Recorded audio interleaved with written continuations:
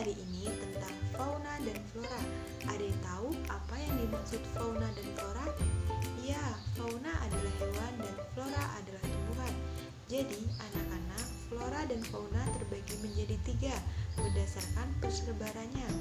Flora dan fauna bagian barat yang disebut Asiatis yang terdapat pada wilayah Sumatera, Jawa, Kalimantan, dan Bali. Di sana ada hewan macan, banteng, dan berkantan. Dan yang kedua, fauna dan flora bagian timur yang disebut Australia. Terdapat di wilayah Papua, Halmahera, dan Kepulauan Aru. Hewannya ada beruang, walabi, landak, dan yang ketiga, flora dan fauna bagian tengah atau yang disebut peralihan. Terdapat di wilayah Maluku, Timur, dan Sulawesi. Hewannya ada babi, rusa, anoa, kuskus, dan gajah. Anak, cara menjaga flora dan fauna agar tidak punah yaitu dengan cara membuat cagar alam, suaka marga satwa, taman nasional, dan kebun binatang. Anak-anak, ada juga beberapa faktor yang menyebabkan adanya flora dan fauna, yaitu faktor abiotik dan faktor biotik. Faktor abiotik antara lain iklim, tanah, dan air. Sedangkan faktor biotik antara lain manusia, hewan, dan tumbuhan itu sendiri.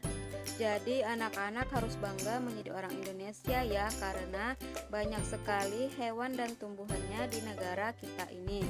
Oke, sampai di sini dulu ya pembelajaran kita hari ini. Untuk tugas kalian di rumah adalah merangkum apa yang sudah Ibu jelaskan tentang flora dan fauna menggunakan kata-kata kalian sendiri dan dikumpulkan di Google Form. Nanti Ibu kirimkan di grup kelas. Jangan lupa jaga kesehatan dan jangan lupa belajar ya. Assalamualaikum warahmatullahi wabarakatuh. Selamat pagi anak-anak, hari ini kita belajar tentang flora dan fauna. Sebelum itu, ada yang tahu tentang flora dan fauna? Flora adalah tumbuhan dan fauna adalah hewan.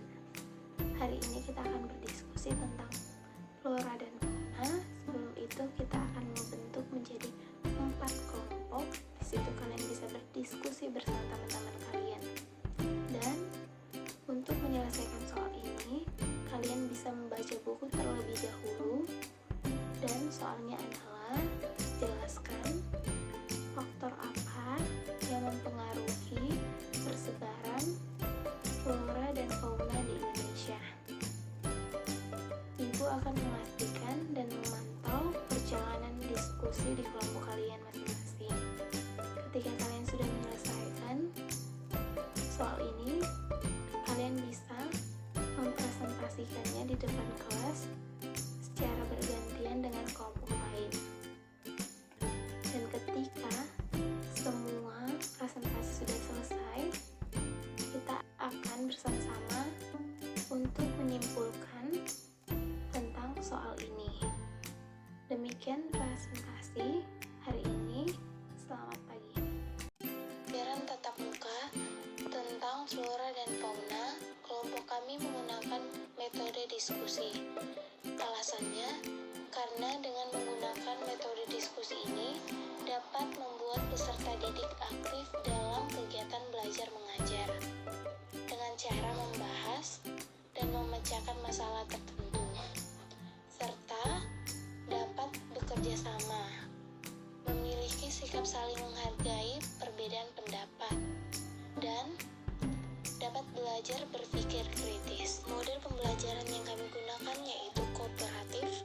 Alasannya dapat meningkatkan prestasi belajar, sekaligus meningkatkan kemampuan hubungan sosial, rasa percaya terhadap sesama teman, dan dapat menghilangkan sikap mementingkan diri sendiri atau egois. Strategi pembelajaran yang kami gunakan yaitu program based learning atau PBL.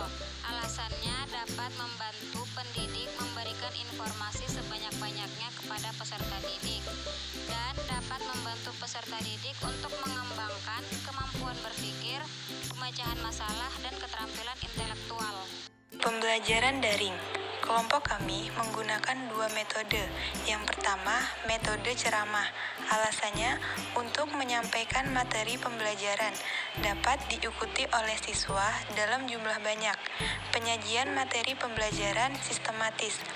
Dan yang kedua, metode resitasi. Alasannya lebih merangsang siswa dalam melakukan aktivitas belajar individual, dapat mengembangkan kemandirian siswa di luar pengawasan guru dan dapat bertanggung jawab serta disiplin.